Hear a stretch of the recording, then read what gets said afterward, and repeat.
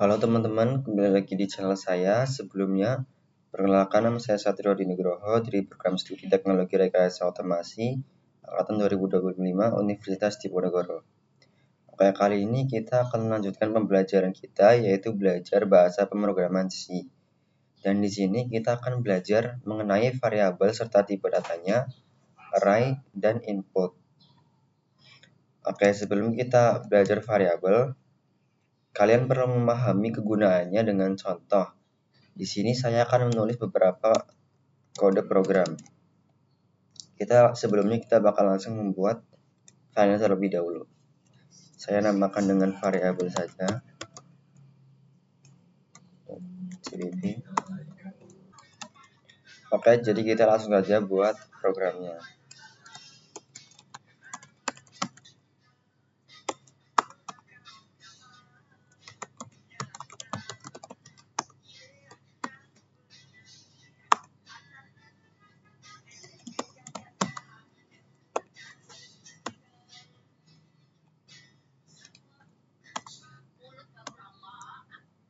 Oke, saya di sini ingin menampilkan sebuah angka dalam terminal contohnya.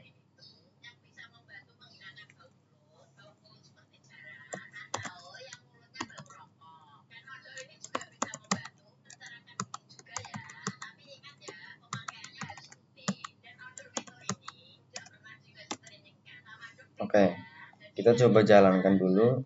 Nanti akan tampil seperti ini. Oke, ini akan tampil angka 2 seperti ini. Dan di sini saya ingin menambahkan angka 2 dengan ditambah dengan angka lainnya.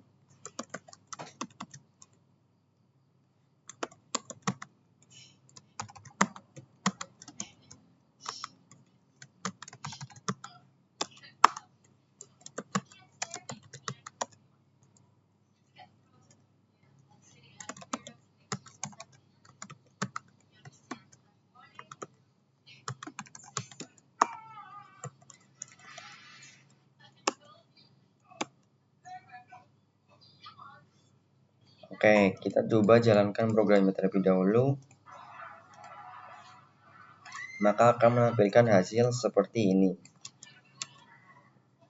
Dan masalahnya di sini jika saya tiba-tiba ingin mengganti angka 2 ini dengan angka 3, maka saya perlu mengubah semuanya menjadi angka 3.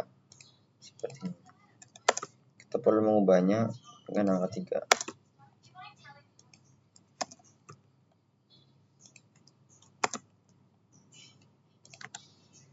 Kita coba jalankan terlebih dahulu. Maka akan menghasilkan seperti ini. 3, 4, 5, dan 6. Dan apabila saya ingin mengubah angka ini di tempat yang lebih banyak program dengan ratusan baris, misal di sini kan hanya ada 10 baris. Dan jika programnya ini memiliki ratusan baris, maka tidak mungkin kan kita mengubah semua angkanya satu-satu. Dan hal itu sangat tidak efisien dan membuang-buang waktu. Nah, disinilah kegunaan dari adanya variabel, dan sekarang saya akan membuat variabel pada program. Saya akan buat di sini.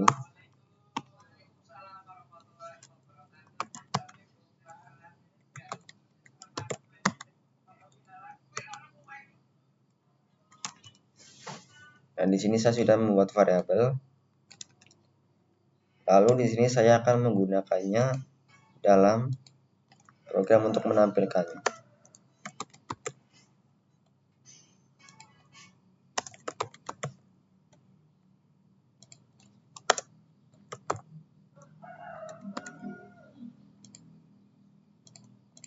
Oke, di sini sudah kita beri variabel dalam programnya.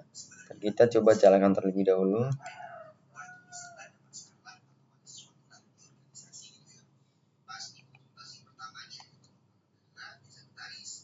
Nah, di sini program akan menghasilkan output yang sama dengan sebelumnya.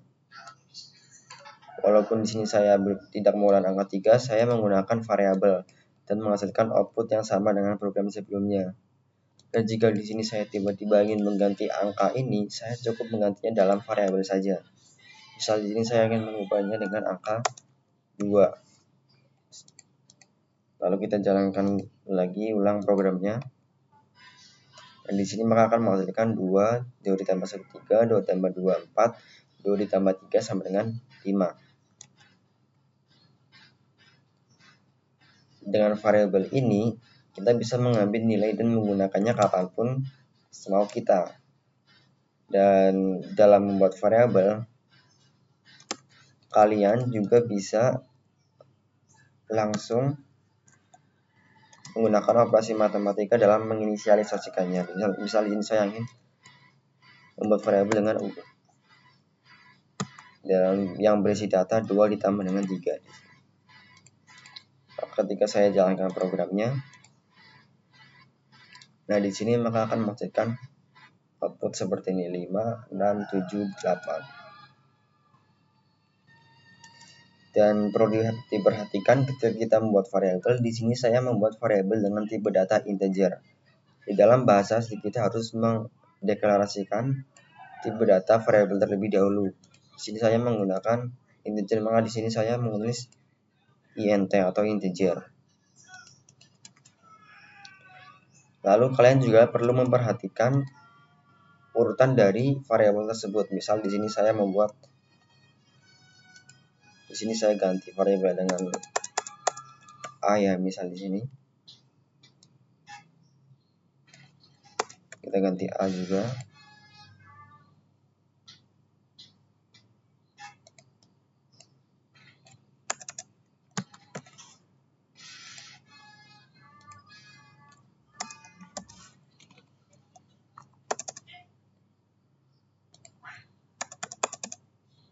Oke, lalu di sini saya membuat variabel baru yaitu integer b sama dengan a ditambah dengan 2 contohnya.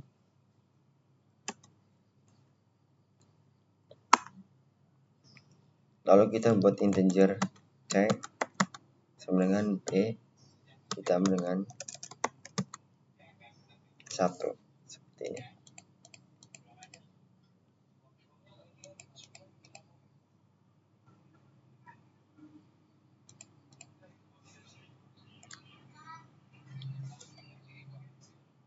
Oke.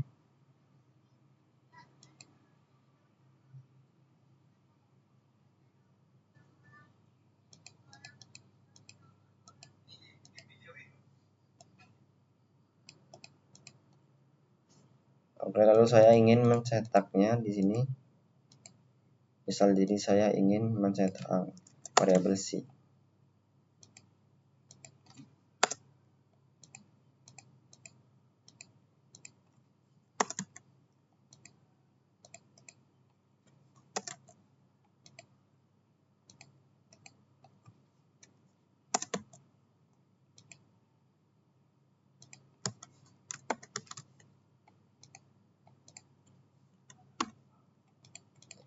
Oke, di sini saya ingin mencetak variabel c. Oke, saya langsung jalankan programnya.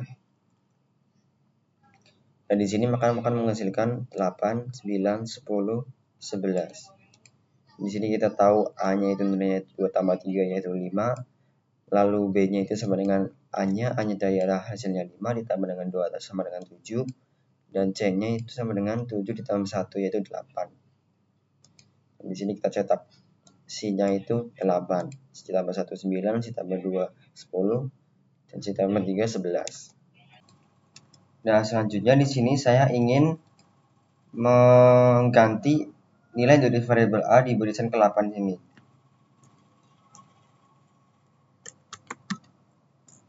Misal kita ganti dengan angka 10 ya di sini ya. Nah, di sini kita coba lihat hasilnya lagi. Kita ulang programnya. Dan di sini hasilnya akan tetap sama. Karena di sini saya menggantinya di halaman ke-8, di barisan ke-8 maksudnya. Nah, karena dalam bahasa pemrograman C sendiri itu urutan itu sangat perlu diperhatikan. Jadi ketika kita membuat variabel, kita perlu memperlihatkan atau memperhatikan urutan dalam membuatnya.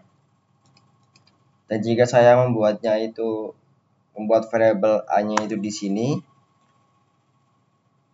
Kita ganti A menjadi 10.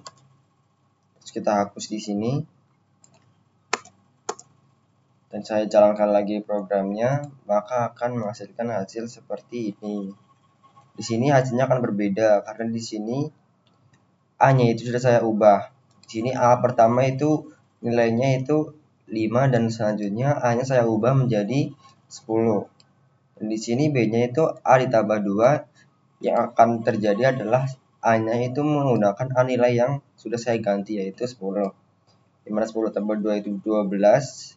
Lalu C-nya sama dengan 12 tambah 1 yaitu 13. Di sini saya cetak C-nya yaitu menghasilkan 13. Lalu C tambah 1 14, C tambah 2 4, C tambah 2 sama dengan 15 dan C tambah 3 sama dengan 16. Seperti itu. Lalu yang terakhir, ketika kita membuat variabel, kita perlu memperhatikan nama yang kita gunakan untuk membuat variabel tersebut. Dan usahakan namai variabel sesuai dengan fungsinya. Di sini menamai, misal kita mau menamai sebuah variabel yang bersihkan dengan nilai umur seseorang. Misal, di sini saya harus menamainya dengan integer umur user di sini. Sama dengan misal kita isi dengan 17. Seperti ini. Ini contoh kalau kalian ingin membuat variabel dengan mengisikan data yaitu sebuah nilai suhu, maka kalian juga harus menamainya dengan contohnya seperti suhu, seperti itu. Oke. Nah, sekarang kalian sudah bisa mendeklarasikan dan memodifikasi serta menginisialisasi variabel. Di sini saya memberitahu kepada kalian bahwa terdapat banyak tipe data selain integer di sini. Kita sudah membuat tipe data yang berbentuk integer atau angka bulat. Oke. Yang pertama, ada tipe data untuk bilangan pecah di dalam bahasa C yaitu double. Tipe data ini biasa digunakan untuk menyimpan angka-angka desimal seperti suhu dan lain-lain. Misalnya di sini saya akan membuat variabel dengan tipe data double. Oke, di sini hapus saja. Di sini dalam bahasa C kita harus yang pertama itu mendeklarasikan tipe datanya terlebih dahulu. Di sini saya akan mendeklarasikannya dengan double, lalu kita isikan dengan suhu. Di sini saya akan kasih nilai dengan misal di sini 35,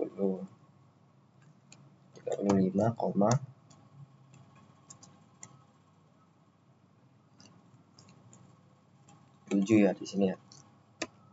Oke. Lalu di sini saya bakal mencoba untuk mencetaknya terlebih dahulu. Kita hapus saja. Kita ganti dengan umur user.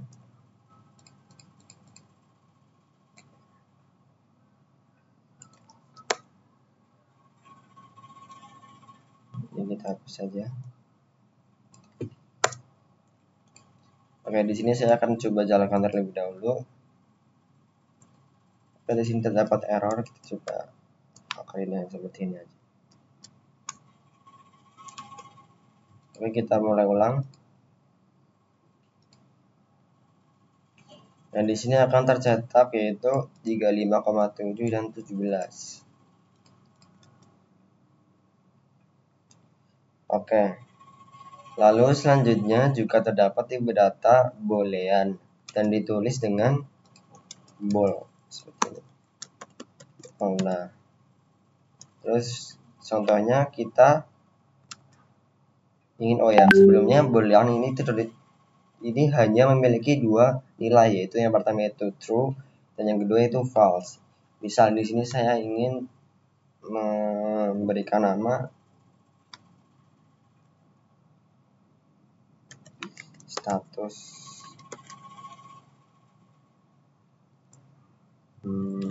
aktif misalnya. Di sini kita kasih nilai true di sini. Oke, seperti ini. Oke, lalu selanjutnya yang terakhir ada tipe data string yang digunakan untuk menyimpan tipe data dalam berbentuk teks. Dituliskan dengan sintaks seperti di sini saya akan membuat string. Tipe data string kita mulai dengan std, string di sini misal nama user ya.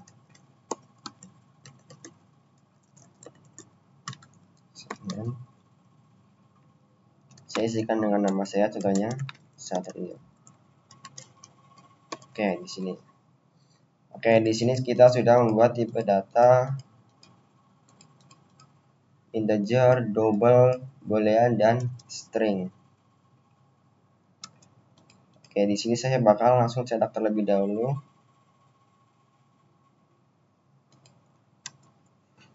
Seperti ini.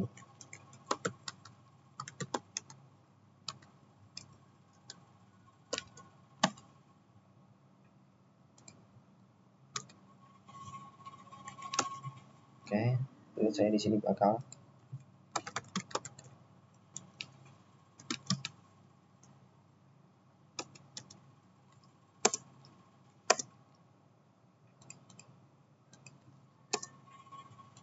Oke. Di sini bakal saya langsung mulai dulu programnya. Kita lihat bagaimana hasilnya. Nah, di sini akan menampilkan yang pertama ada variabel nama user, ada suhu di sini 35,7. Lalu yang kedua kita mengambilkan variabel umur dari user di sini 17. Di sini saya menampilkan variabel dari boolean. Di sini status masih aktif sama titik 2 sama dengan 1. Itu 1 itu artinya itu true, sedangkan 0 itu false. Jadi dalam boolean itu hanya terdapat dua nilai, di mana 0 itu false dan true itu, dan 1 itu true. Lalu yang terakhir kita menggunakan tipe data string yang berisikan karakter dari sebuah huruf ya. Di sini kita tuliskan nama user, lalu kita tambahkan dengan variabel nama user. Oke, setelah kalian membuat variabel, kalian bisa memodifikasinya kapanpun. Dan gimana jika kalian ingin membuat variabel tanpa bisa dimodifikasi di lain waktu? Dan di sini variabel itu disebut dengan variabel konstan. Contohnya di sini kalian ingin membuat variabel untuk menyimpan jumlah hari dalam satu minggu, contohnya. Kita tahu dalam satu minggu itu terdapat 7 hari. Di sini kita tinggal buat aja contohnya variabelnya. Karena 7 hari itu merupakan bilangan bulat, ini saya menggunakan integer hari dalam minggu 7. Nah,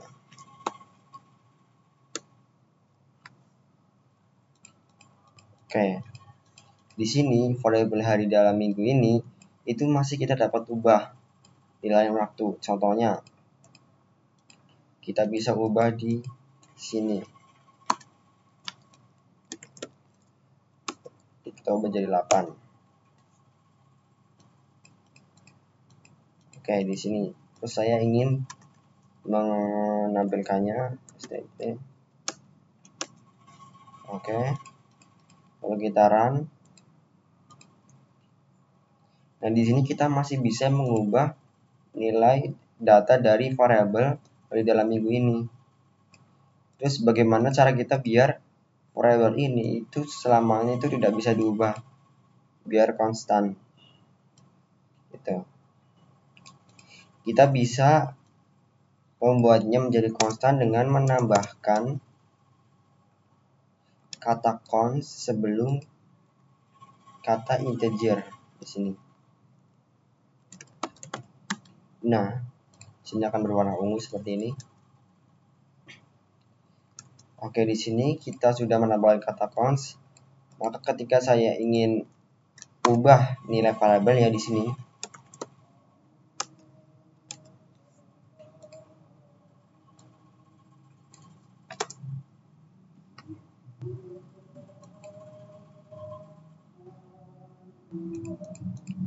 jika saya ingin mengubah nilai dari variabelnya, maka di sini apa yang akan terjadi kita lihat. Nah, di sini maka akan error karena variabel ini itu sudah bersifat konstan, tidak dapat diubah kembali. Oke, jadi seperti itu cara kita membuat variabel konstan. Selain hari, kalian juga bisa membuat variabel konstan seperti pi, atau kalian juga bisa membuat variabel seperti detik dalam 1 jam. Kalian juga bisa membuat seperti itu. Oke, kalian sudah belajar mengenai variabel, lalu tipe datanya, lalu apa saja yang perlu diperhatikan ketika kalian membuat variabel, dan kalian juga sudah belajar untuk bisa memodifikasi sebuah variabel. Lalu yang terakhir, kalian juga bisa membuat variabel tersebut bersifat konstan, tidak dapat diubah kembali. Lalu selanjutnya, apabila kalian ingin memiliki banyak data, seperti menggunakan sensor suhu, maka kalian akan mendapatkan data suhu yang diperoleh. Lalu kalian ingin menyimpan dalam program, dan apakah kalian akan membuat variabel untuk setiap satu data satu-satu itu? Tentu saja hal itu sangat tidak efisien. Dan disinilah kalian membutuhkan yang namanya array atau daftar. Oke, jadi selanjutnya kita bakal membuat program untuk array. Di sini saya bakal membuat filenya terlebih dahulu. Di sini kita buat file baru saja. Kita namai dengan array.cpp.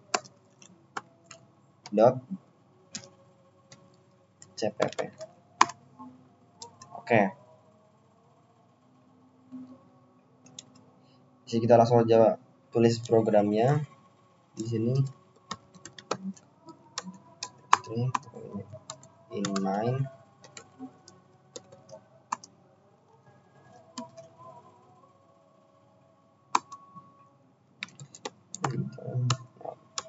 oke.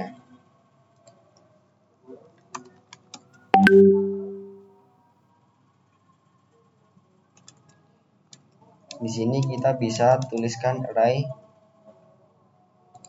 seperti ini. Misal kita ingin membuat sebuah daftar untuk tinggi badan di sini. Kita bisa tuliskan array dengan pertama kalinya kalian harus mendeklarasikan terlebih dahulu, seperti membuat variabel. Misalnya ini saya ingin membuat tinggi badan, saya membuat deklarasikan dengan integer, lalu saya namai array-nya. Jadi di sini saya akan memberikan berapa banyak datanya di dalam array ini. Misal saya ingin menambahkan 5 data saja di dalam array ini. Lalu kita juga bisa langsung menginisialisasikannya. Di sini kita bakal menaruh kurung awal. Di sini kita langsung aja tag-nya. Lalu di sini kita bakal nge-print salah satu dari di dalam data array ini.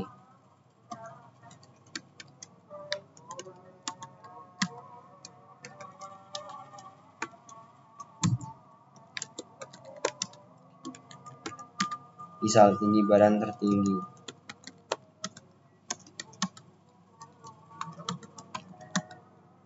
Yaitu tinggi badan dari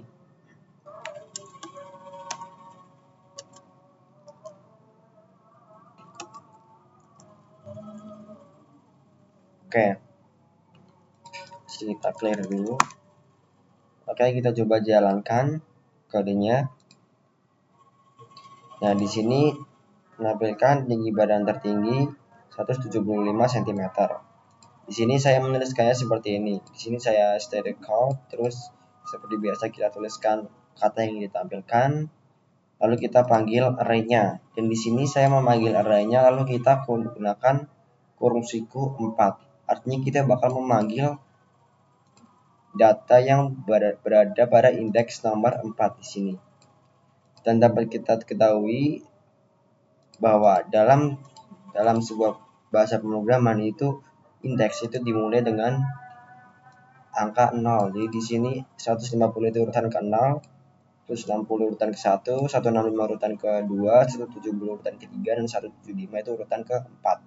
Di sini maka saya memanggil urutan keempat karena 175 adalah yang paling tinggi di sini. Lalu kita tambahkan kata sedimeter setelahnya. Maka akan menjadikan output seperti ini.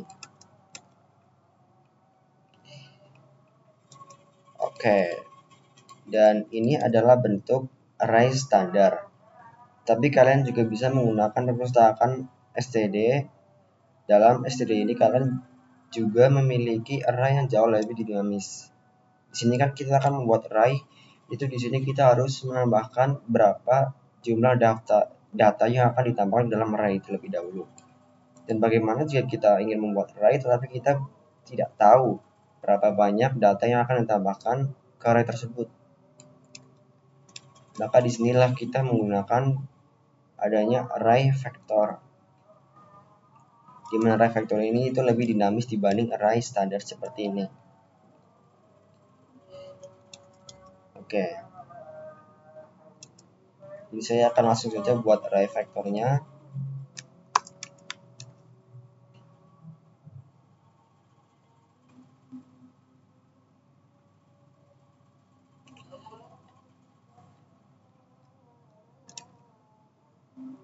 Oke, langsung saja tulis std.2 count.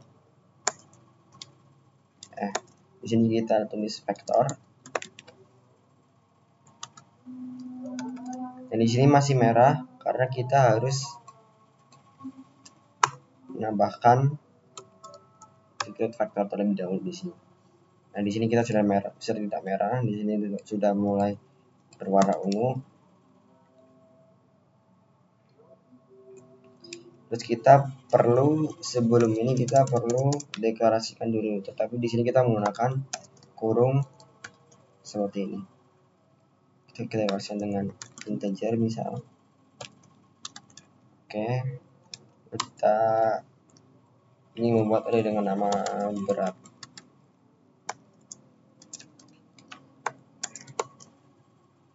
Badan.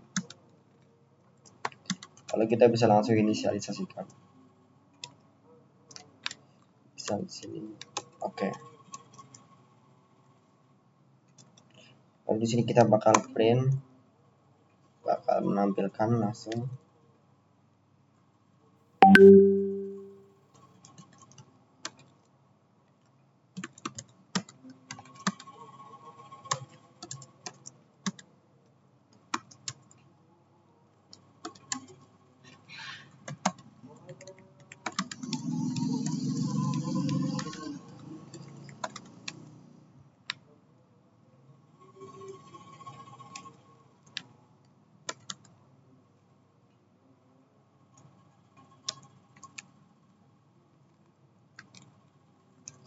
Oke, di sini saya bakal coba run terlebih dahulu. Nah, di sini berat badan 65 kg. Di sini kita memanggil data pada array di indeks kedua. Di sini Pak di 65 ini ya.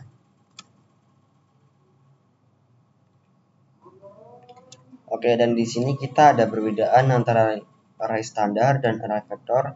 Di sini kita tidak perlu menambahkan berapa banyak data yang akan ditambahkan dalam array pada array vektor ini. Jadi di sini kita bakal bisa mengubah nilai array berat badan pada indeks berapapun. Misal di sini kita bakal mencoba untuk mengubah nilai array. Kita bisa tandai dengan ini.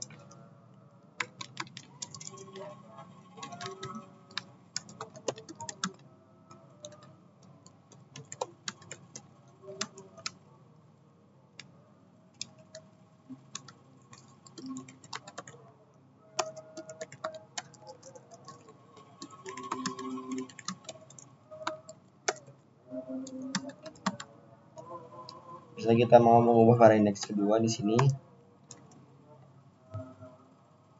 Lalu kita tuliskan nama arraynya. Caranya itu kita tuliskan nama arraynya, berat badan, terus kita lalu tambahkan titik AT, lalu kita kasih indeks keberapa yang mau kita ubah. Di sini kita mau indeks kedua.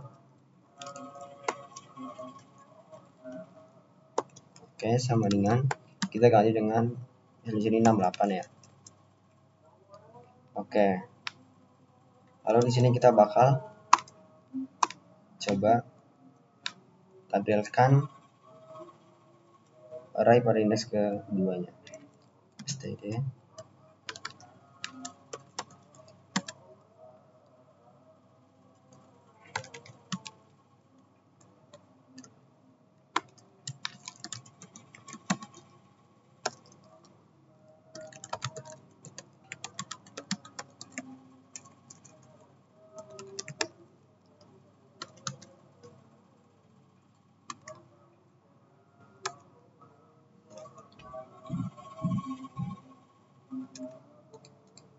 Oke.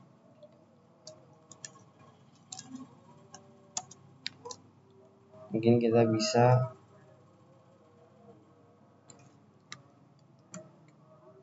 harus sini saja.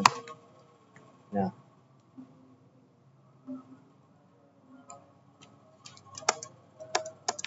Oke. Di sini kita bakal langsung coba run saja dulu programnya.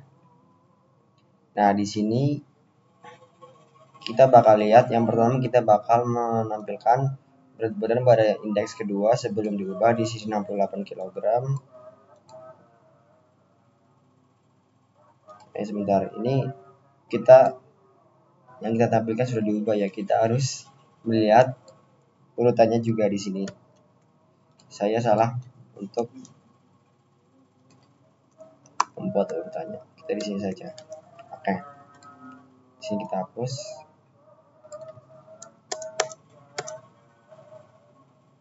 Kita mulai ulang programnya. Nah, di sini berat badan awalnya itu pada indeks kedua itu 65 kg dan berat badan setelah diubah akan menjadi 68 kg. Di sini. Oke. Itu adalah contoh mengubah nilai data dalam array menggunakan array vektor yang lebih dinamis. Lalu pada array vektor ini kita juga bisa menghitung jumlah elemen pada array di dalam berat badan array berat badan ini. Di sini kita bisa jumlahkan, misal di sini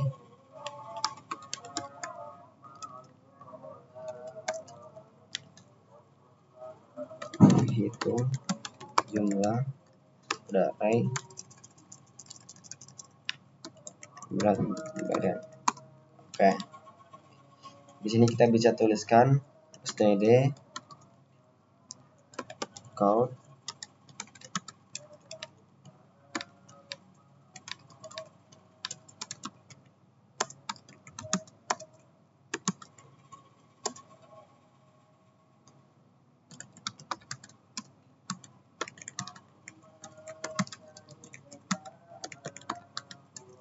ikuti saja.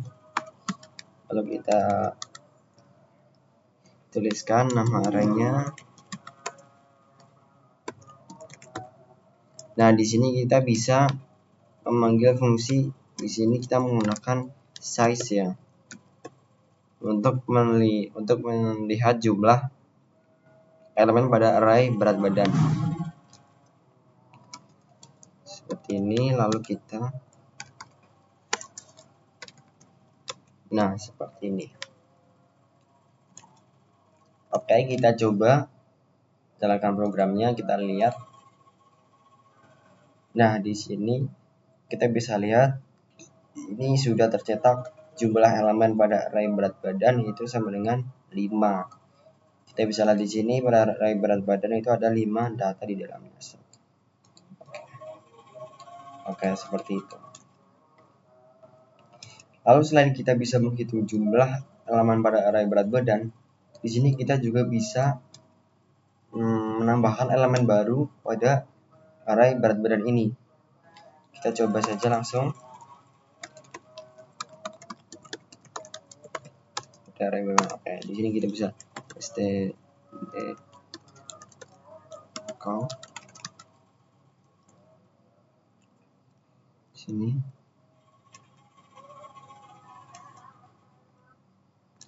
Kita bisa sebelumnya kita bakal menambahkan elemen baru berat badan. Kita panggil fungsi di sini yang bernama pushback ya. Pushback sini. Oke. Lalu kita kasih dengan nilai misal di sini 80 dah. Lalu di sini sudah ada rekomendasi ya di sini untuk mengeprintnya. Di sini ada berat badan setelah ditambahkan. Lalu kita tulis nama arraynya berat badan, lalu kita tambahkan kata di sini dot. Misal di sini kita tulis sendiri saja.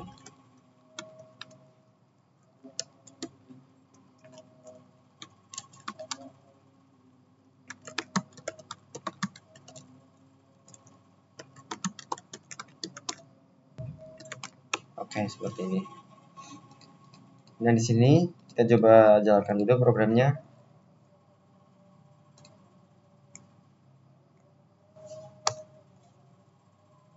Dan di sini kita lihat bahwa yang pertama itu sebelum kita tambahkan yaitu jumlah elemen array berat badan yaitu 5, dan setelah kita tambahkan sebuah elemen lagi, di sini jumlah elemen setelah ditambahkan yaitu ada 6.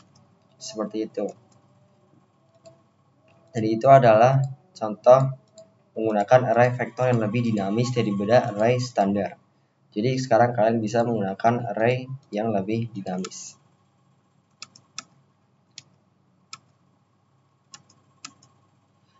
Oke, lalu selanjutnya pada pembelajaran kita kali ini kita bakal belajar mengenai input. Kita bakal ganti aja di sini, kita bakal buat file baru, kita namai dengan input. CPP. Nah, seperti itu. Oke.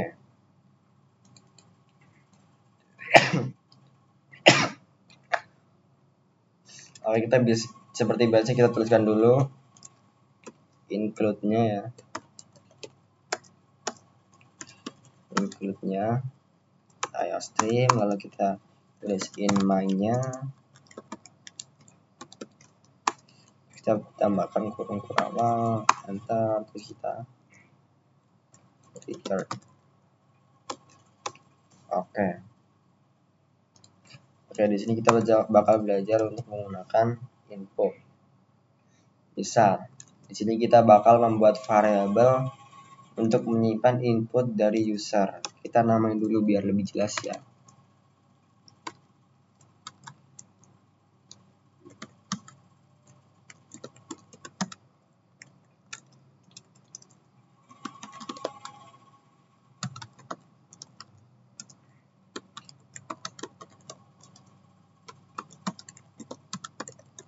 Oke.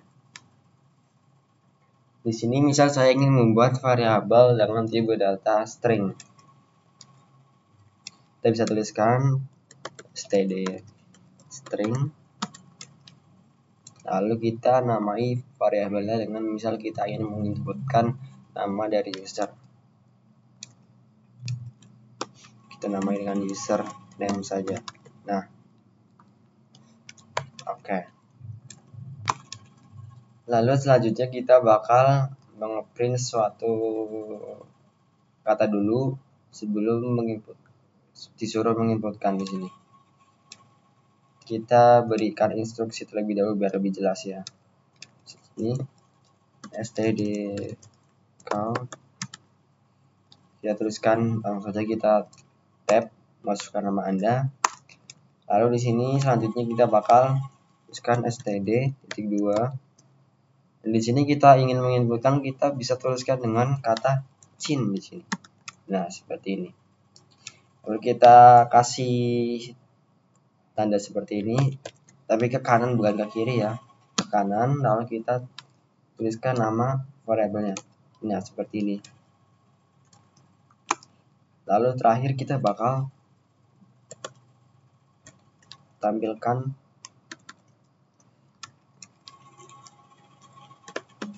variabel yang sudah di input oleh user. Oke. Di sini saja nama Anda adalah terus kita kasihkan tambahkan variabelnya, lalu kita kasih NL. Oke. Di sini kita sudah membuatnya, lalu kita coba jalankan programnya. Kita coba jalankan programnya. Nah, di sini saya disuruh untuk menginputkan masukkan nama Anda di sini. Saya bisa kasih aja nama saya Satrio. Lalu selanjutnya kita bakal lihat nama Anda adalah Satrio, seperti itu. Itu adalah cara untuk membuat variabel dari input user. Oke. Di sini kita sudah membuat variabel dari input menggunakan tipe data string di sini. Dan selanjutnya saya akan membuat tipe data lain, contohnya di sini. Jadi kita bakal membuat tipe data integer.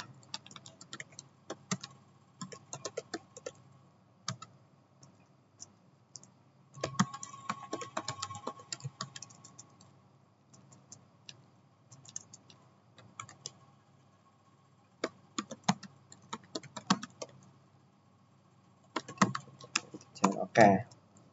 Di sini kita bakal langsung membuat variabelnya. Di sini kita harus membuat variabel terlebih dahulu. Kita bakal deklarasikan terlebih dahulu integer.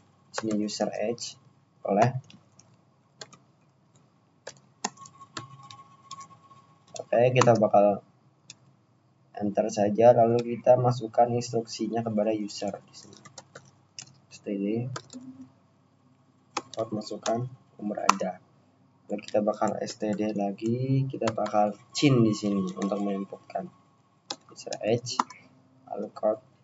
Nah, langsung saja seperti ini ya.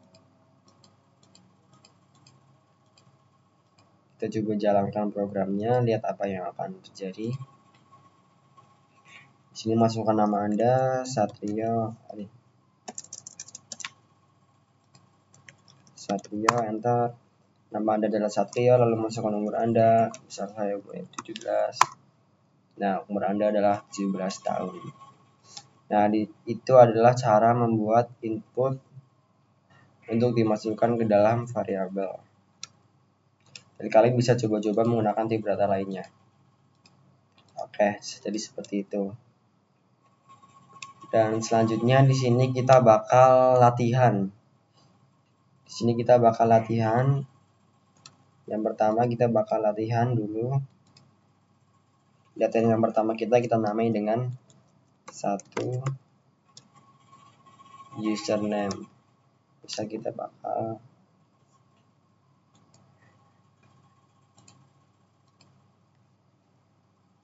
kita tulis saja latihan pertama ya. Latihan ke1.cpp. Oke. Di sini kita bakal latihan dulu. Oke. Kita tuliskan seperti biasa. Include-nya ya. Include IOStream, mau kita kasih in main. Ini.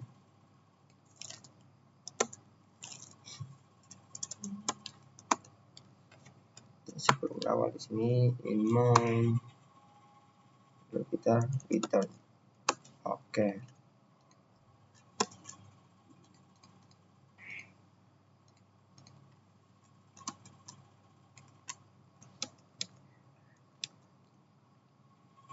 Oke, jadi di sini kita bakal buat latihan untuk menginput nama dari pengguna dan umur dari pengguna. Kita coba saja di sini std. Di sini saya bakal membuat seperti data string ya, namanya dengan nama pengguna. Di sini masukkan nama pengguna.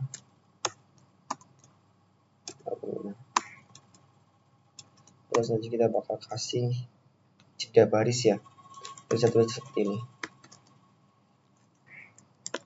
Count kita bisa kali dengan seperti ini. Nah, seperti ini.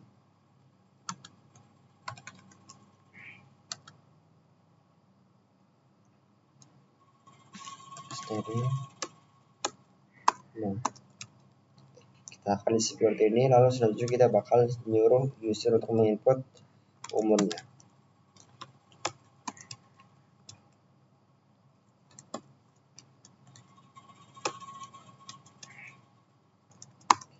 Std change umur pengguna. Oke. Lalu di sini kita juga bakal kasih jeda dulu. Selanjutnya kita bakal menampilkan data dari variabel yang sudah diinput oleh user.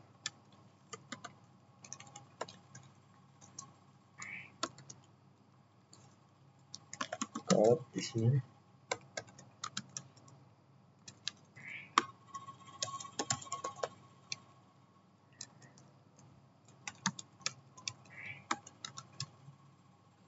Lalu kita nama pengguna di sini saja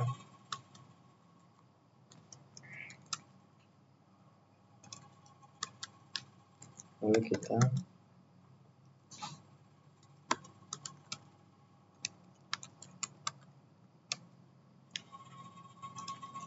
di sini bisa Anda berumur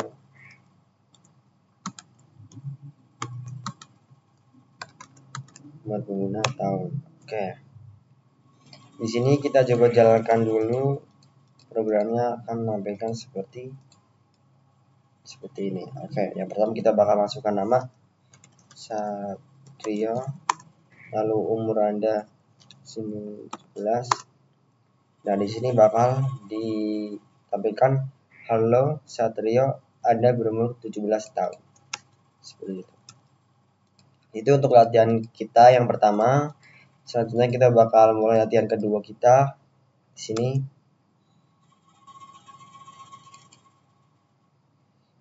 kita bakal membuat latihan dengan menginputkan angka-angka yang di sini ya.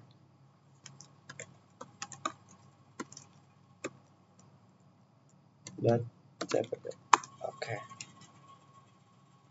Kita teruskan dulu include-nya.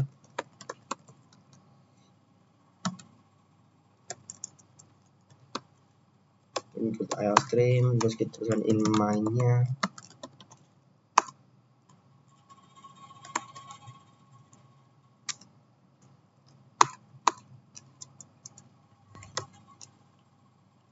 Return 0.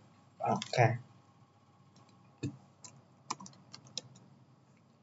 Oke, di sini saya bakal membuat variabel sebuah angka ya, misalnya kita deklarasikan integer angka sini kita 1 ya boleh. Kalau kita terus integer 2. Dan di sini kita juga bisa membuat seperti ini biar tidak seperti ini juga bisa angka 2. Oke, seperti ini juga bisa sebenarnya. Lalu kita bakal membuat instruksi pada user ya, std masukkan angka yang pertama, sudah kita tap saja. Oke, kita suruh inputkan angka pertama. Ini sudah ada rekomendasi ya, kita change. Oke, terus angka kedua, kalau kita change lagi angka kedua, di sini sudah ada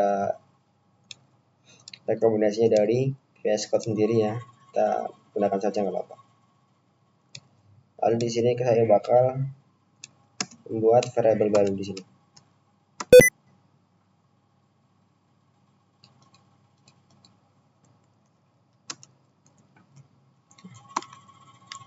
Oke, saya bakal membuat variabel baru yaitu bernama jumlah.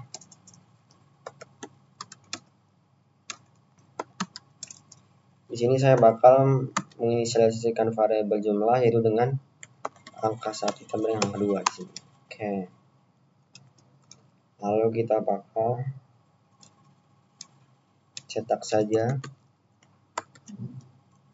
kalau jumlah dari angka 1 dan angka 2 adalah, kita bakal tuliskan variabel jumlah di sini. Di sini ya. Kita langsung saja ikuti saja. Nah, di sini agar mempercepat saja nggak apa-apa. Lalu return. Oke, di sini saya telah membuat penjumlahan dari dua variabel yang sudah diinput oleh user. Kita coba jalankan programnya di sini. Kita clear dulu bisa ya.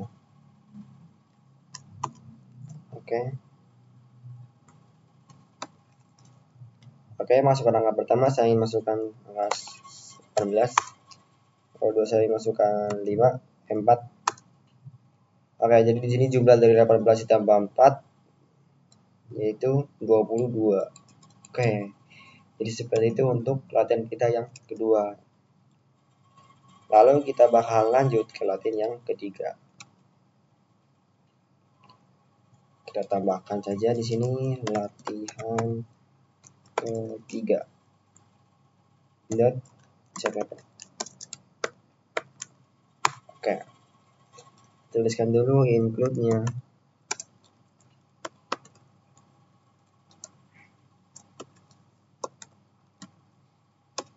Include IOStream, kita tulis in main, kita kurung kurawa, terus kita return. Oke, seperti biasa ya.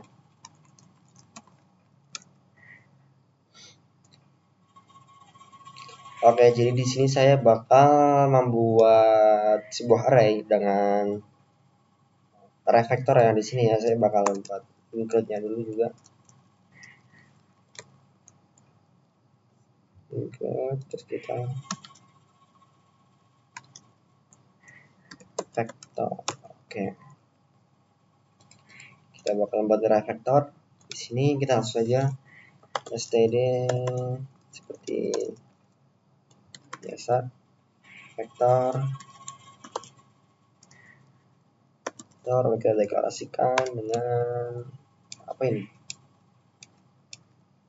sama-sama deklarasikan dengan, misalnya di saya ingin buat double deh. Oke, lalu kita daftar angka. Langsung saja kita inisialisasikan. Misal ini saya ingin bahkan misal 4 menjadi 6,6, 7,7, 8,8. Oke. Lalu kita bakal menggunakan library numerik di sini. Kita tambahkan juga ya di sini include.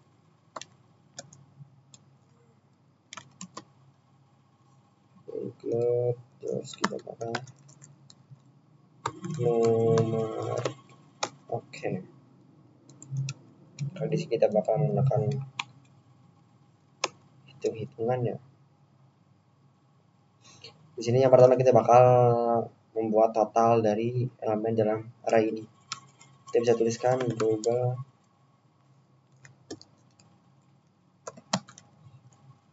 total. Di sini saya bakal membuat variabel total dengan fungsi accumulate di sini ya.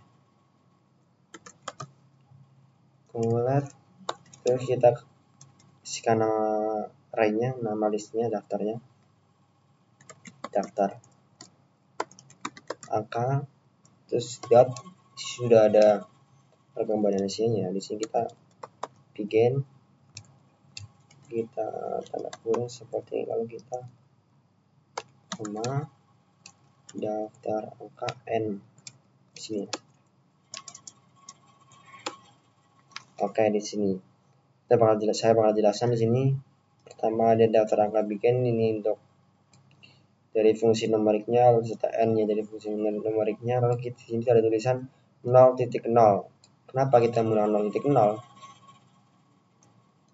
Oke, di sini kenapa kita harus menggunakan 0.0? Karena kita menggunakan tipe data double. Di sini karena double itu sebuah angka desimal, terus tuliskan 0.0. Tapi jika kita menggunakan tipe data integer, kita perlu menggunakan di sini 0 saja juga boleh. Kita hanya tuliskan 0 saja. Oke, seperti itu ya. Lalu di sini saya juga bakal menghitung rata-rata ya. Di sini sudah ada rekomendasi juga ya. Saya bakal menghitung rata-rata.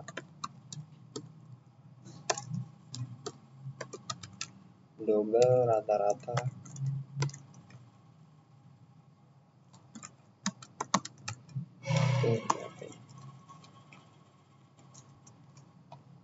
Data yaitu total. Oke, sini total dibagi dengan jumlah dari listnya di sini, jumlah elemen dari listnya. Kita bisa menggunakan fungsi size di sini yang sudah kita pelajari tadi, jumlah dari elemennya. Lalu kita bakal print code rata-rata dari daftar angka adalah kita panggil variabel rata-rata di sini dan return. Oke, kita bakal jalankan saja programnya. Kita klik dulu deh.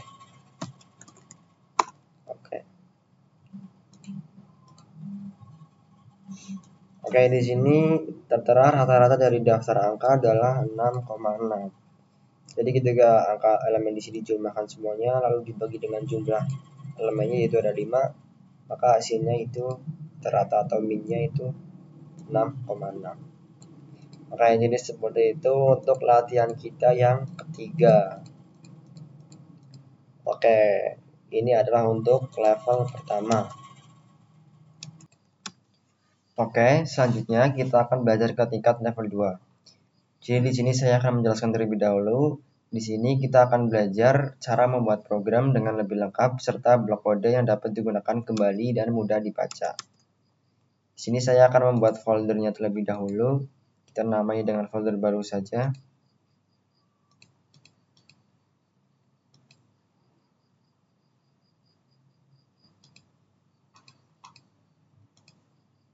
Oke, kita namai dengan basics level 2. Oke, lalu selanjutnya saya akan membuat file di sini nantinya.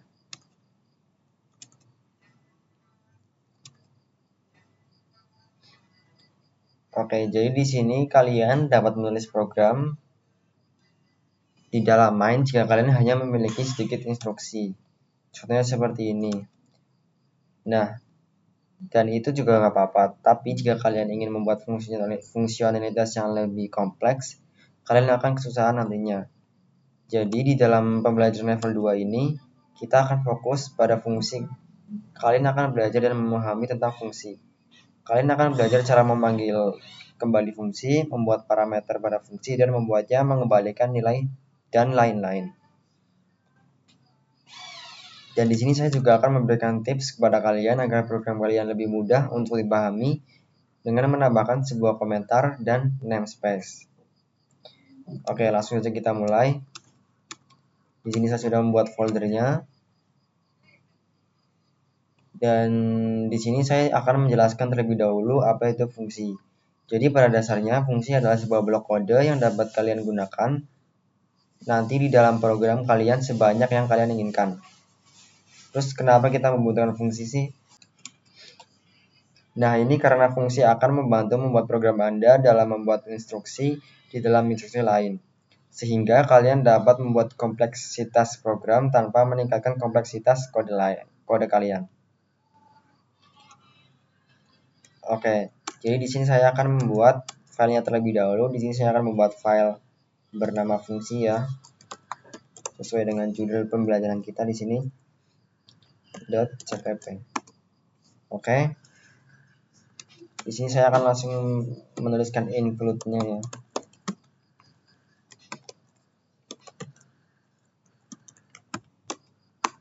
Oke, lalu kita inline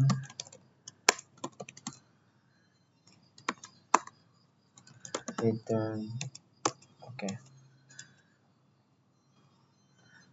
Oke, jadi di sini saya akan menulis sebuah fungsi yang akan melakukan sesuatu yang sederhana.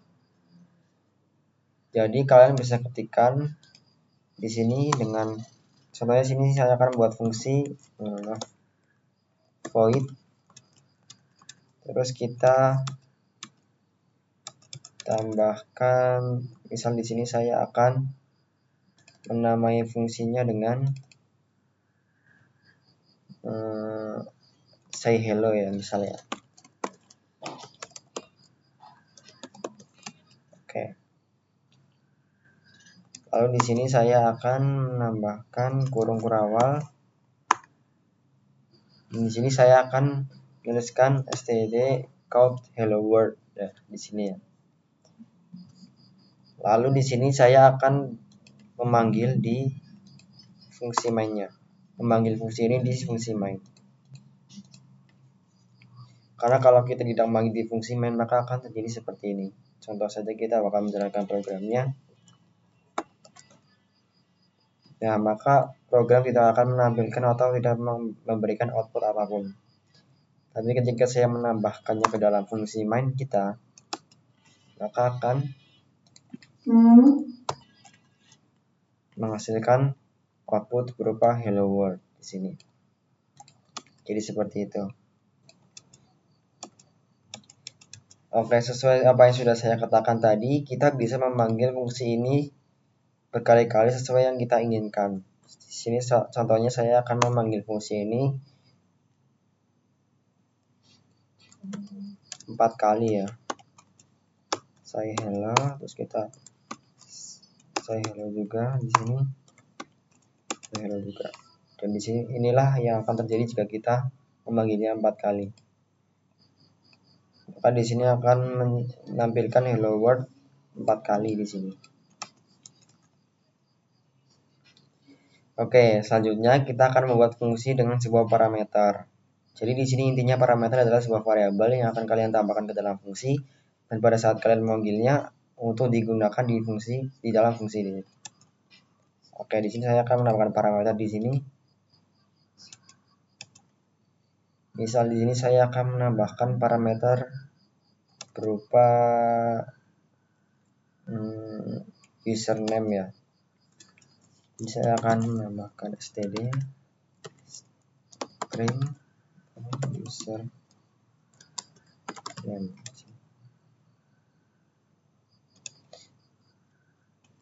Oke. Lalu di sini kita harus menambahkan parameter ini dengan sebuah nama dari usernya. Di sini sudah ada rekomendasi dari Copilot ya. Di sini kita langsung saja gunakan saja, nggak apa-apa. Terus kita coba cetak ulang di sini. Misal di sini kita tambahkan programnya. Ini kita hapus.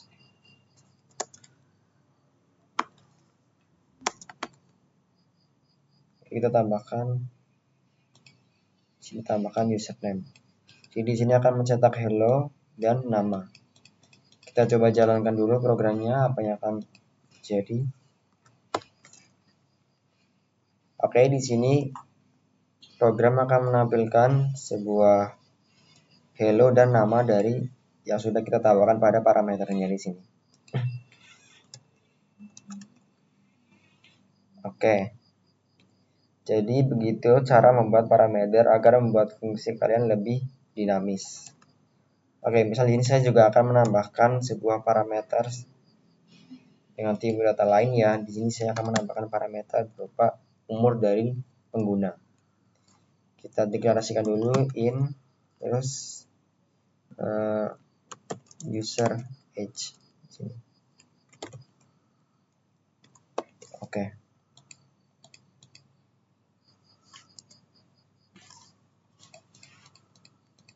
User age. Di sini juga sudah ada rekomendasi dari Copilot-nya. Di sini harus menambahkan sebuah angka untuk masuk dalam parameter umur di sini. Kita juga tambahkan juga di misalnya sini umurnya 25, sini umurnya 20, ini 35. Nah, di sini juga kita perlu perhatikan juga, kita juga harus menulis parameter sesuai dengan apa yang kita tuliskan dalam fungsi di sini parameternya. Kita juga harus urut menulis. Pertama di sini kita menuliskan parameter untuk nama dulu, lalu baru kita tuliskan untuk parameter umurnya. Maka kita harus menuliskan juga seperti itu dalam fungsi mainnya. Kita coba jalankan dulu programnya di sini.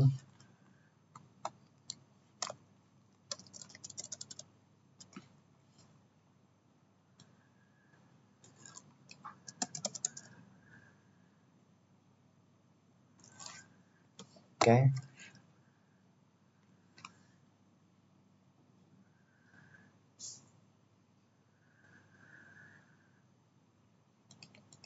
Oh ya, di sini kita bakal tambahkan juga program untuk menampilkan user age-nya.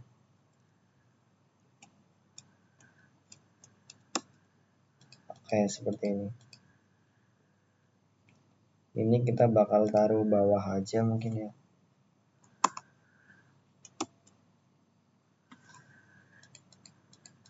Oke.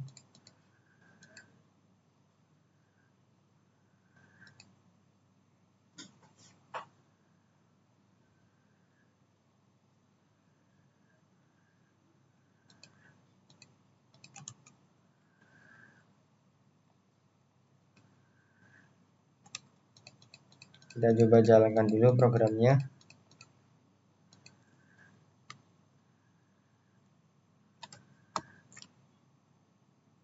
Nah, di sini maka akan menampilkan halo, terus kita ada di sini ada Bob. Umur kamu adalah 25 tahun. Dan di sini semuanya sudah ditampilkan. Nah, jadi seperti itu.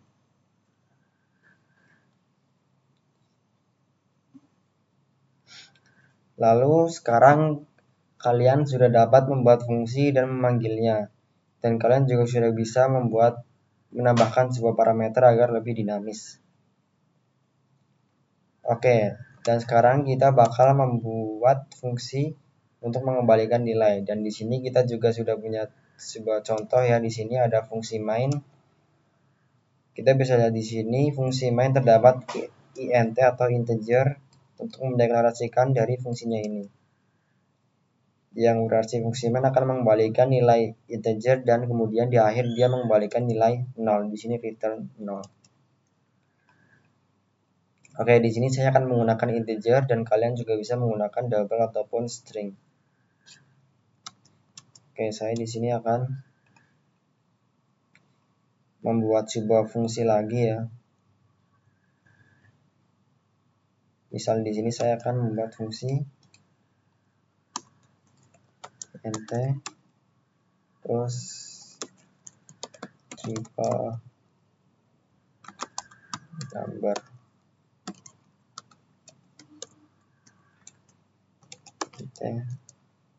gambar. Oke. Terus lalu saya di sini akan return mengembalikan number dikali dengan 3 di sini.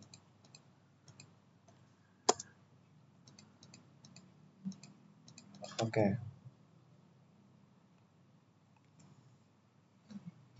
Lalu di sini saya akan memanggil fungsinya pada fungsi main.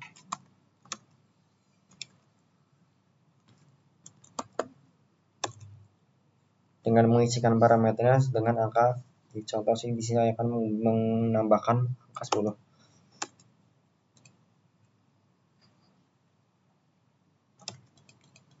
Oke, seperti itu. Dan di sini saya coba mulai dulu programnya.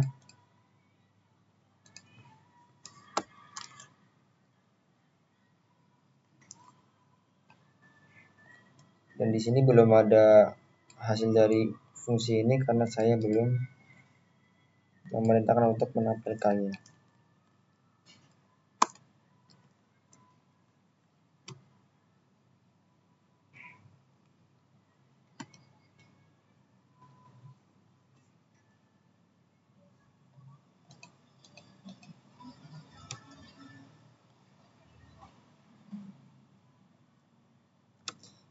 Oke, di sini saya juga membutuhkan untuk menampilkannya. Saya akan buat fungsi saja di sini. Kita buat fungsi baru dengan menambahkan void di sini untuk print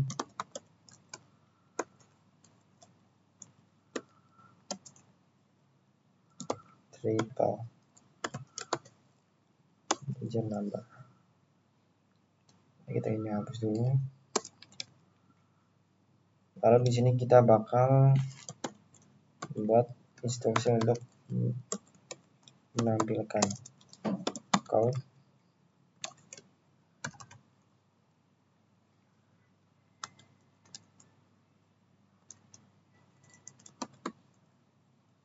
triple number. Oke. Lalu di sini kita ganti dengan print triple di sini. Oke. Kita coba jalankan dulu programnya di sini. Oke, di sini maka akan ada menampilkan angka 30. Karena di sini kita membuat fungsi triple number dikali dengan 3 dan parameternya kita isi dengan 10. Maka 3 kali 10 menghasilkan 30. Oke, jadi seperti itu.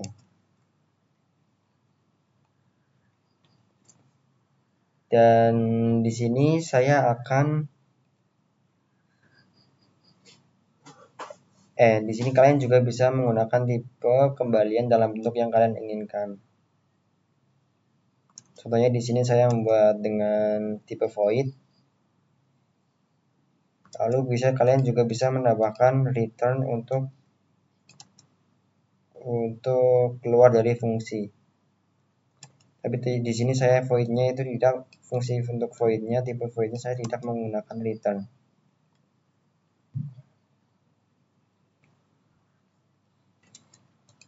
Lalu saya juga di sini memanggil fungsi di dalam fungsi ya. Di sini saya memanggil fungsi di dalam fungsi lain.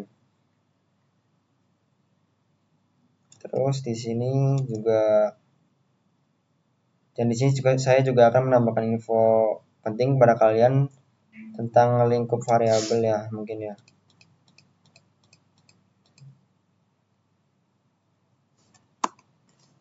Oke, jadi contoh di sini saya akan membuat variabel. Kita membuat variabel A di sini contohnya. Di sini saja nih. Saya membuat variabel A. Oke. Saya membuat variabel A di dalam fungsi triple number di sini. Dan saya ingin memanggil variabel ini di dalam fungsi main.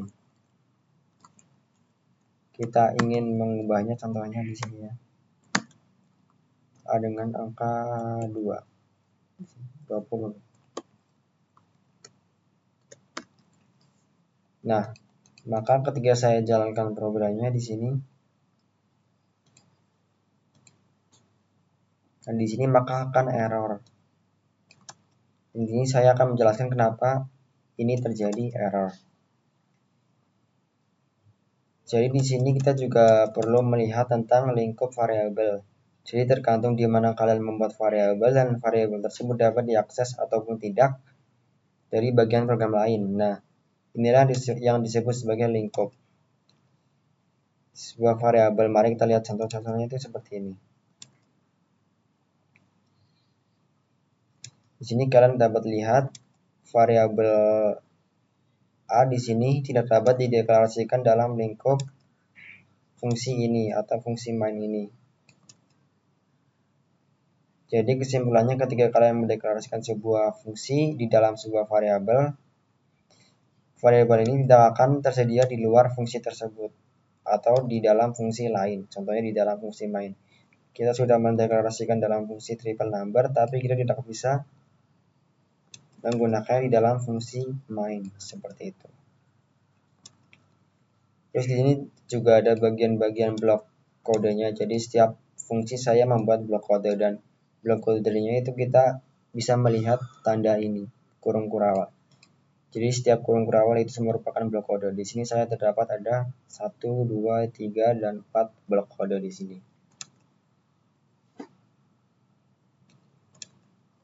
Oke.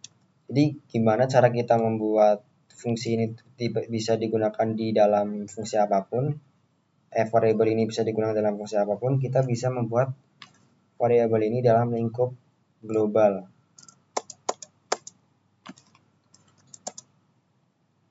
Contohnya saya di sini akan membuat variabel dalam lingkup global.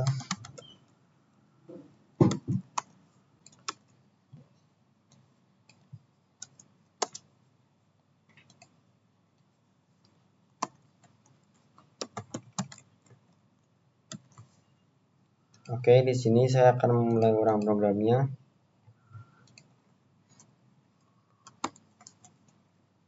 Nah, di sini maka tidak akan terjadi error lagi. Oke. Lalu selanjutnya kalian juga bisa membuat variabel dengan nama yang sama asalkan berada di lingkup yang berbeda. Contohnya saya di sini akan membuat variabel pada lingkup fungsi triple number, yaitu kita membuat variabel A, misal kita isikan dengan 10. Lalu kita juga membuat variabel dengan nama A, tapi kita isikan dengan angka 20 di sini.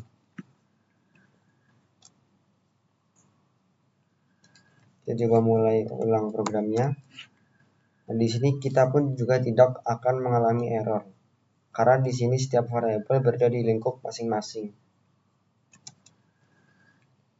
Oke, lalu selanjutnya di sini saya akan menjelaskan sebuah komentar ya.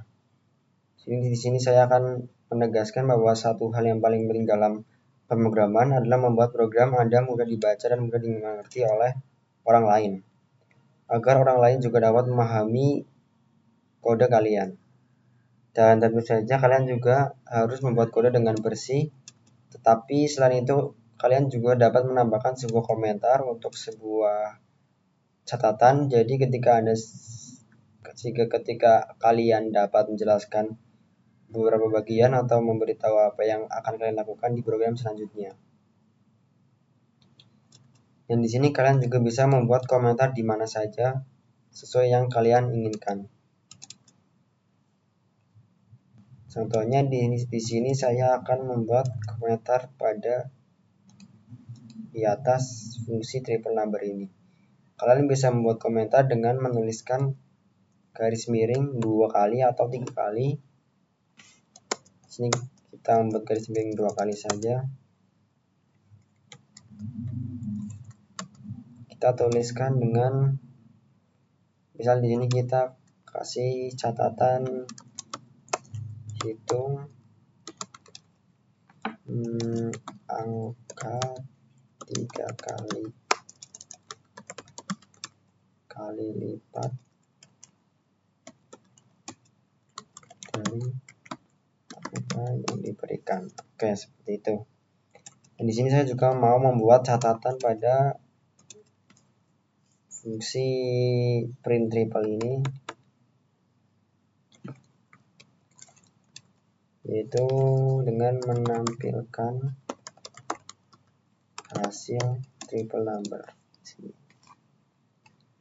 Oke, seperti itu. Lalu di sini saya juga ingin menambahkan catatan di atas ini juga dengan menyapa user dengan nama dan umur yang diberikan. seperti itu. Jadi setelah kita menambahkan komentar di sini, kita bisa melihat jelas mana bagian kode yang digunakan untuk fungsi menyapa user, mana bagian program untuk menghitung angka, dan mana untuk menampilkan dari hitungan angka tadi. Di sini saya juga bisa menambahkan komentar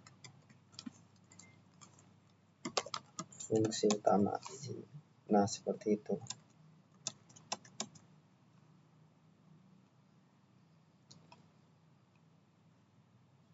Dan ketika kalian melihat banyak komentar,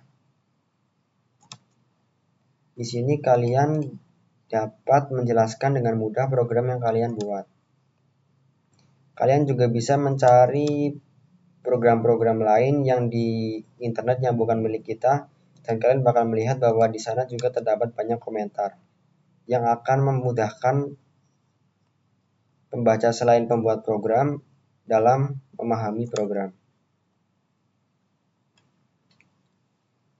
Oke, dan selanjutnya saya akan mention terkait std yang selalu kita tuliskan dalam setiap program. Contohnya di sini, kita ingin menampilkan kalimat hello, terus kita juga ingin menampilkan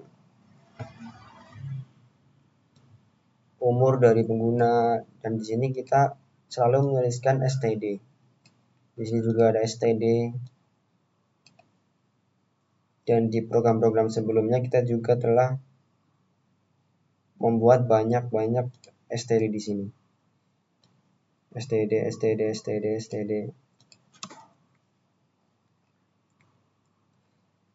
Nah, std yang selalu kita tuliskan dalam program ketika menggunakan suatu dari pustaka standar, contohnya seperti ini ya, dalam C. Dan perlu kalian ketahui bahwa std sebenarnya disebut dengan namespace. Secara sederhana, namespace berguna misalnya mengelompokkan beberapa fungsi dari sebuah perpustakaan bersama-sama seperti string, vektor, count, semuanya di bawah namespace yang sama, yaitu std ya. Nah, namespace ini juga membantu kalian untuk menghindari terjadinya tabrakan penamaan saat kalian mengembangkan. Misal kalian ingin mengimplementasikan fungsi count di sini ya. Di sini kita bisa menambahkan namespace.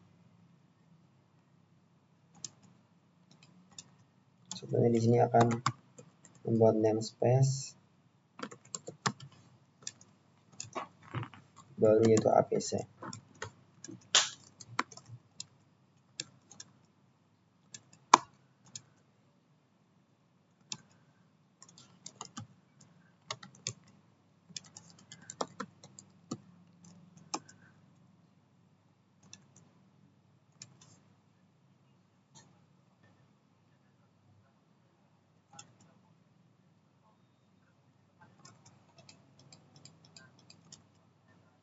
Oke, di sini kita ganti di sini saja, ini kita hapus.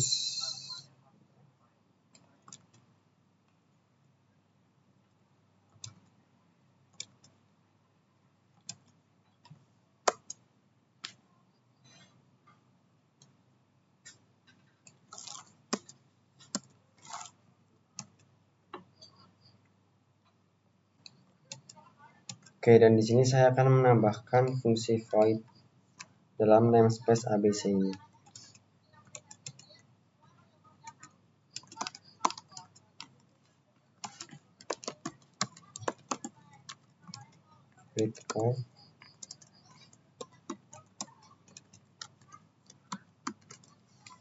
Oke, kita bakal coba menulis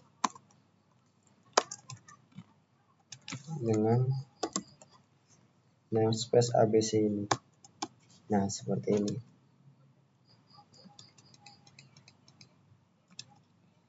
Lalu kita juga bisa menggunakan namespace untuk mempermudah dalam menulis program. Contohnya di sini saya akan membuat, kita kasih komentar dulu.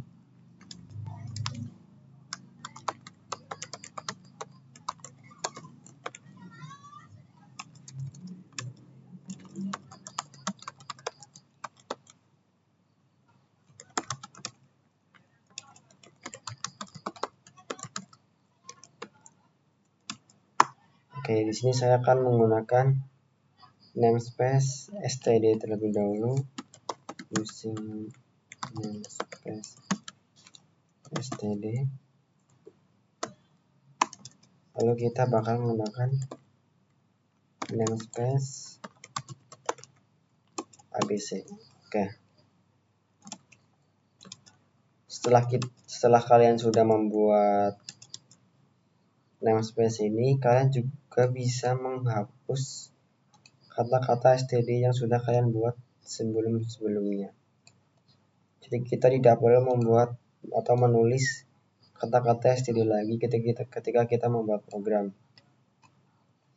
Di sini kalian bisa langsung hapus saja.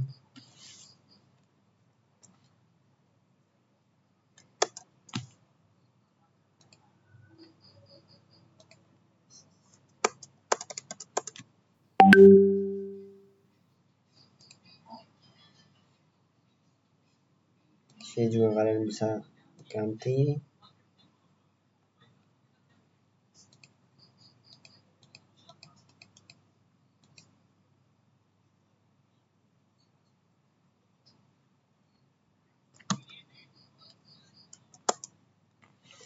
Nah, di sini kita terjadi error karena di sini kita sama-sama memiliki fungsi count dalam std dan abc. Nah, di sini caranya gimana biar tidak error? Kita bisa membatalkan menggunakan namespace salah satu dari kedua ini. Kita hapus saja namespace untuk abc-nya. Oke, maka di sini sudah tidak terjadi error. Seperti itu.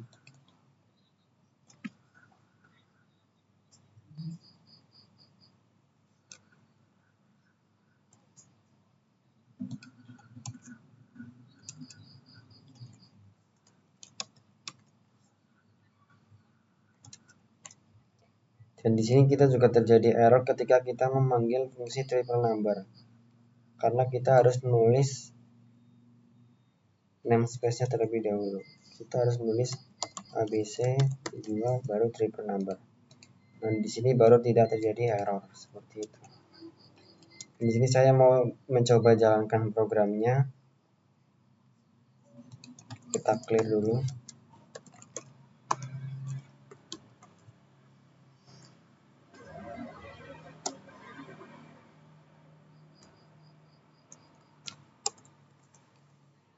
Oke, di sini maka akan menampilkan hasil seperti tadi dan tidak terjadi error.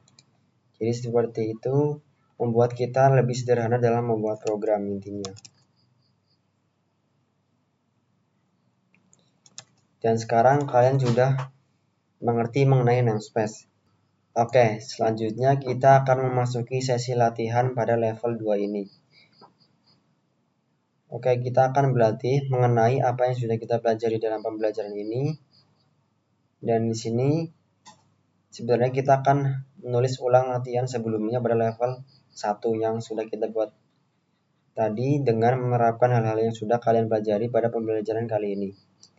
Dan perlu diingatkan kembali bahwa kita sudah membuat program latihan untuk meminta nama dan usia pengguna lalu mencetak informasinya pada level 1 ini, perlatihan 1 ini. Terus kalian juga sudah membuat program meminta pengguna untuk menginput 2 angka bulat dan kamu bisa melakukannya di fungsi utama. Dan untuk menjumlahkan 2 angka tersebut, kalian bisa membuat fungsi lalu cetak hasilnya di fungsi utama. Jadi kita sudah membuatnya di latihan 2 ini. Nah, di sini. Tapi di sini saya akan membuatnya di latihan level 2 dengan menambahkan fungsi. Terus pada latihan yang ketiga, kita bakal membuat fungsi untuk menghitung rata-rata dari sebuah list. Dan kalian juga akan mengirimkan sebuah vektor, sebuah parameter ke fungsi tersebut. Dan pada latihan 3 ini, kita sudah membuat list ya. Nanti kita akan membuat baru pada level 2 ini. Lalu di sini juga ada latihan baru, yaitu membuat fungsi untuk mengkonversikan suhu dari derajat Celcius ke derajat Fahrenheit. Oke, jadi seperti itu. Kita langsung aja mulai dari latihan pertama. Di sini saya bakal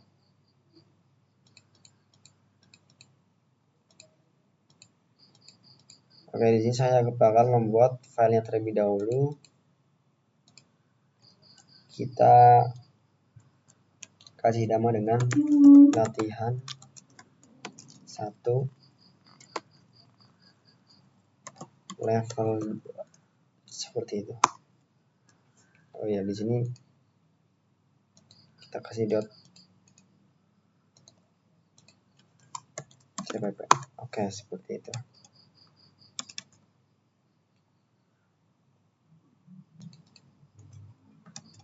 Oke, di sini pada latihan 1 kita bisa mengambil program dari latihan 1 sebelumnya pada level 1.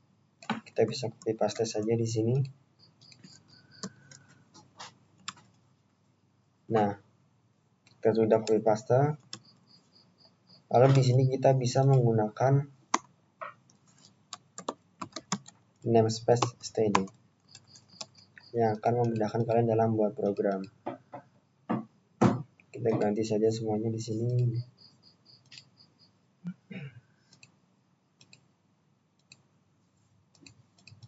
Oke. Kita kasih komentar biar lebih jelas.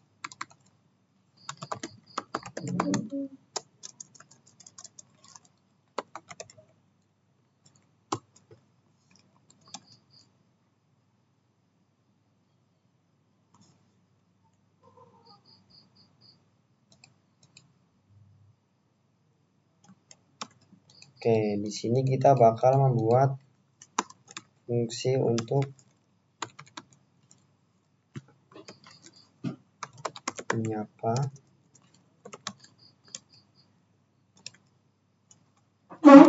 user dengan nomor yang diberikan. Oke. Lalu kita langsung saja void sini say hello. Dan di sini kita kasih parameter dengan string username dan integer untuk user age. Lalu kita tampilkan hello ditambah dengan username dan Anda berumur tambahkan dengan user age. Oke. Kita kasih enter di sini. Kita kasih komentar fungsi utama bisa di sini. Lalu di sini saya juga akan membuat fungsi untuk mengambil input dari user untuk melakukan sapaan.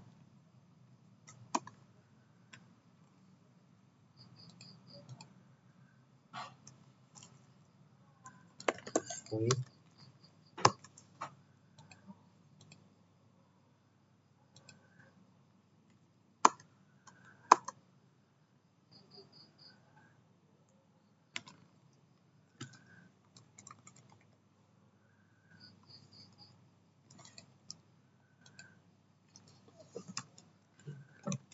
sini kita namai dengan greet user. Oke.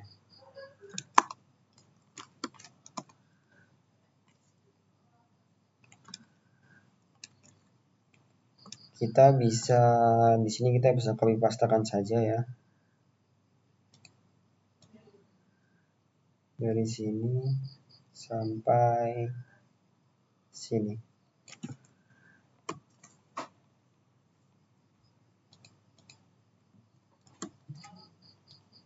Kita bisa hapus saja.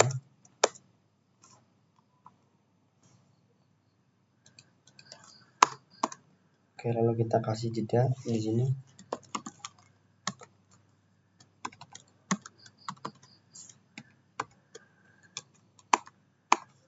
Dan kita sapa.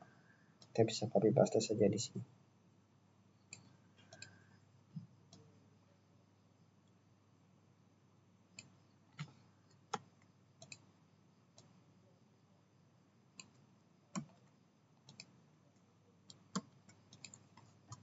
Oke, seperti itu. Lalu di sini kita bisa hapus saja.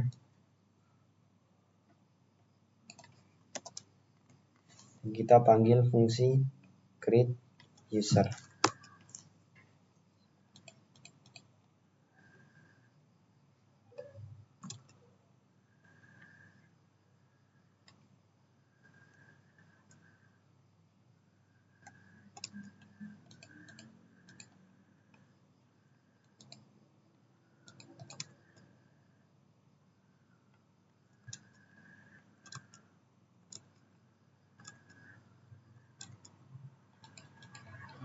Oke, kita coba jalankan dulu programnya.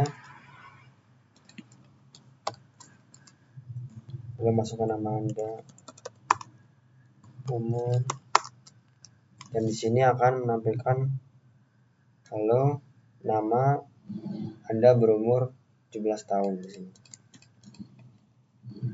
Oke, jadi seperti itu untuk latihan yang pertama pada level 2 ini. Dan bisa kalian lihat di sini kita lebih terstruktur dalam membuat program karena kita sudah belajar mengenai komentar, namespace, dan di sini kita juga belajar mengenai fungsi. Oke, kita lanjut ke latihan yang kedua.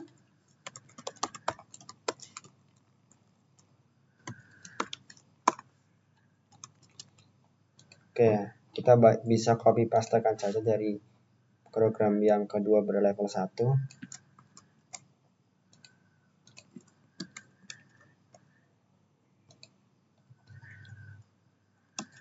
Lalu di sini kita bakal menggunakan juga using namespace-nya.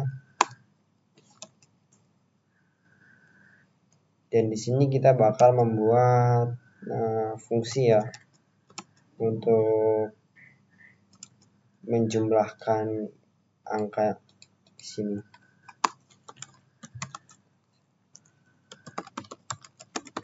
Penjumlahan, lalu kita kasih int angka 1 dan angka 2. Lalu kita langsung saja return angka 1 dan angka 2. Atau kalian juga bisa membuat variabel terlebih dahulu di sini. Misal hasil. Kita kasihkan hasil lalu return. Nah, kita kasih komentar fungsi penjumlahan 2 angka seperti itu.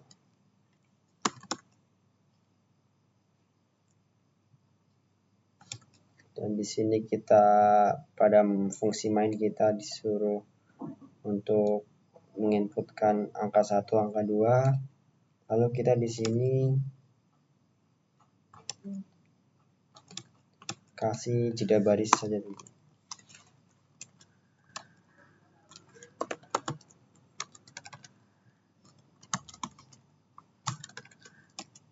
Oke, kita kasih komentar juga di sini.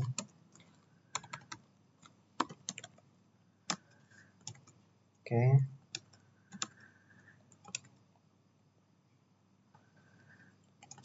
Lalu di sini kita sudah tidak membutuhkan ini, kita hapus. std code jumlah dari angka 1 ditambah angka 2 ditambah angka 2 adalah di sini kita panggil fungsinya penjumlahan angka 1, angka 2 dan return di sini. Kita di sini. Oke, seperti ini.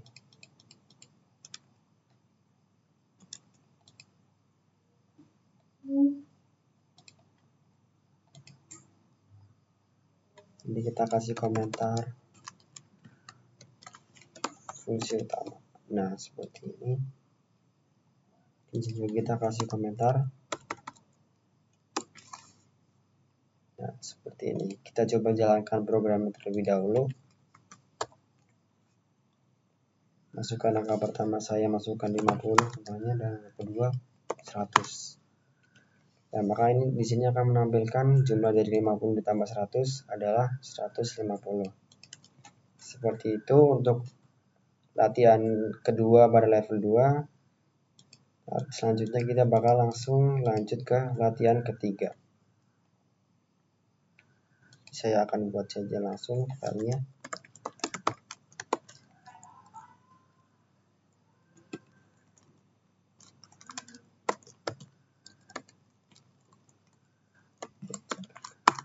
Oke. Dan pada latihan ketiga ini kita membuat fungsi untuk menghitung rata-rata dari sebuah list. Kita bisa ke program level 1 pada latihan 3 di sini. Kita copy pastekan saja langsung.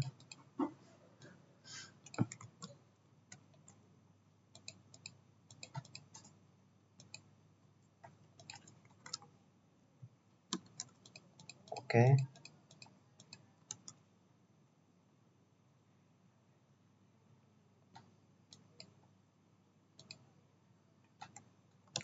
Oke, seperti biasa kita bakal menggunakan namespace terlebih dahulu.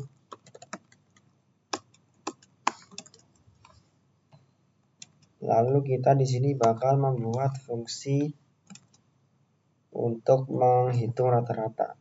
Di sini kita bakal deklarasikan dengan tipe integer double ya di sini ya. Calculate average. Dengan parameter di sini kita vektor dengan deklarasikan dengan double numbers.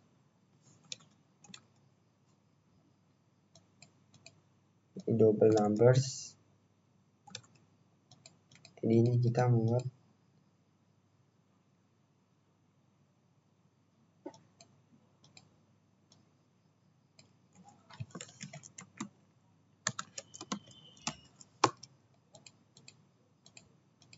oke. Lalu di sini kita membuat double, di sini kita kasih total saja ya. Namanya dengan total.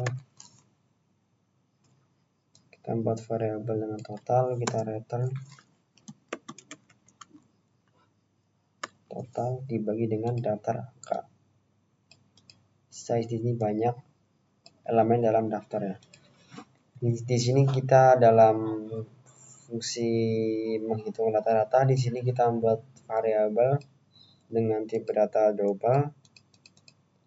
Dan di sini kita memanggil fungsi accumulate daftar angka terus begin, daftar angka n. Dan di sini kalau kita menggunakan tipe data double, kita harus mengakhiri dengan 0,0 di sini. Lalu kita return.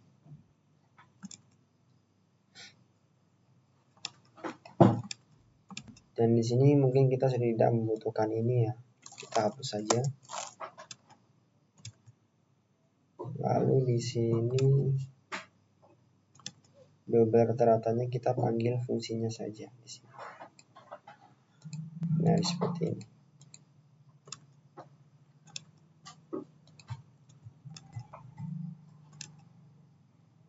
Rata-rata.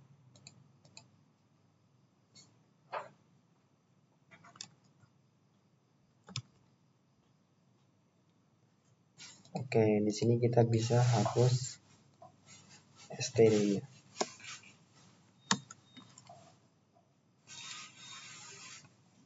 Juga bisa kita hapus std-nya.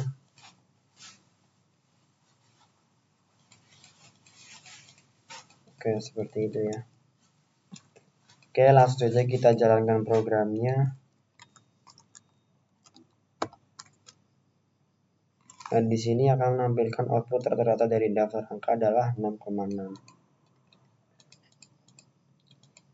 Dan jangan lupa kita bisa tambahkan sebuah komentar.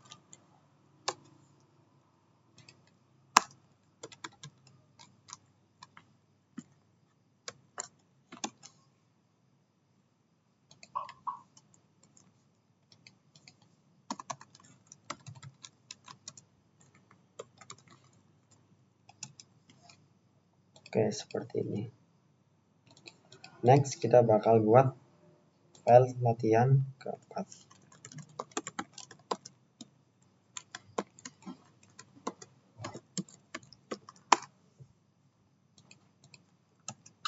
Oke, pada latihan keempat ini kita disuruh untuk membuat fungsi untuk mengkonversikan suhu dari derajat Celcius ke derajat Fahrenheit.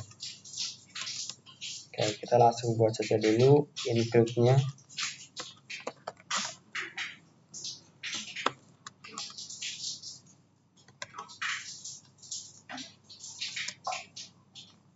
IOStream. Ini kita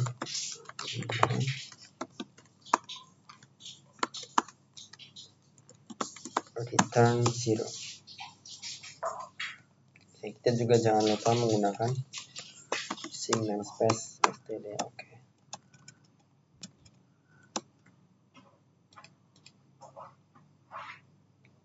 Oke, di sini kita bakal membuat fungsi dulu. Di sini kita bakal membuat fungsi dengan tipe data double ya, karena kita akan menggunakan suhu. Di sini kita namai dengan mengubah Celcius ke Fahrenheit.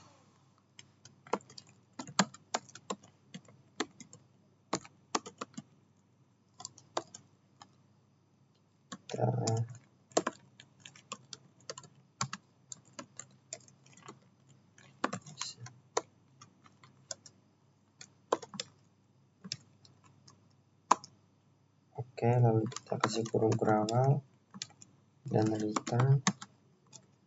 Di sini kita bisa menggunakan formula Celcius dikali dengan 1,8 ditambah dengan 32.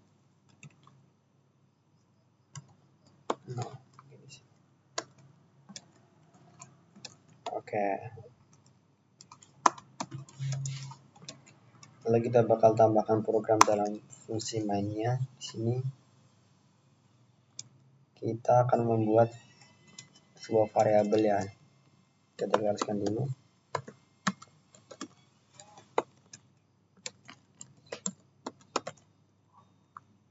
Nah, di sini saya akan membuat user untuk menginputkan nilai suhu. Sini.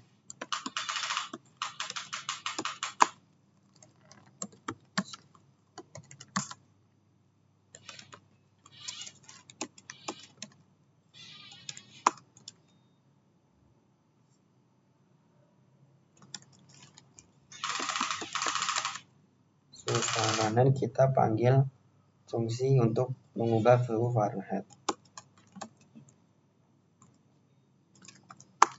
Lalu kita tampilkan ya code.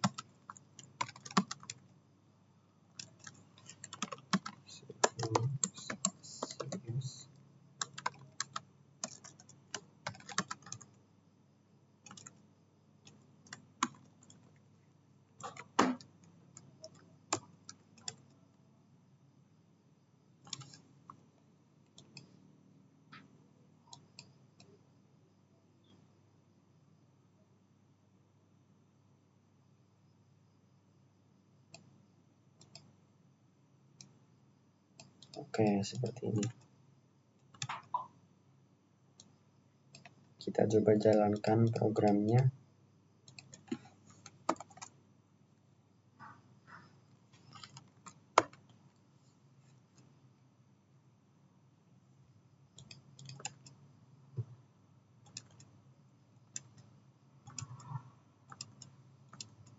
Sebentar.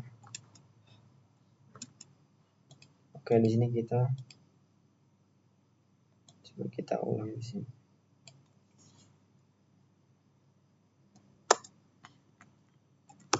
Oke.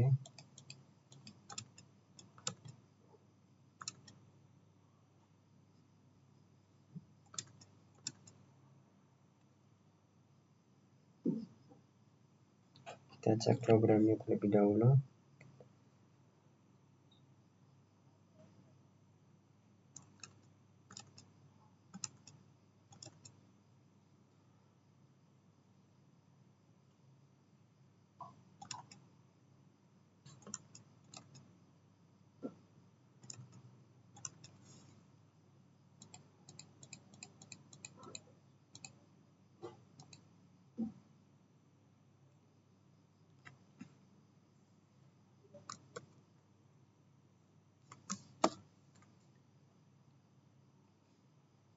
Oh, di sini kita lupa menamai filenya.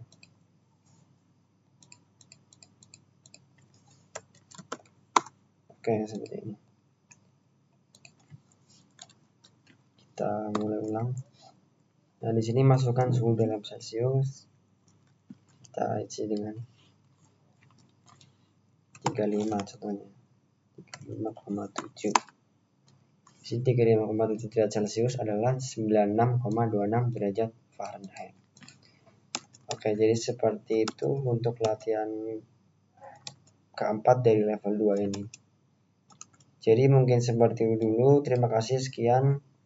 Wassalamualaikum warahmatullahi wabarakatuh. Sampai jumpa di episode selanjutnya.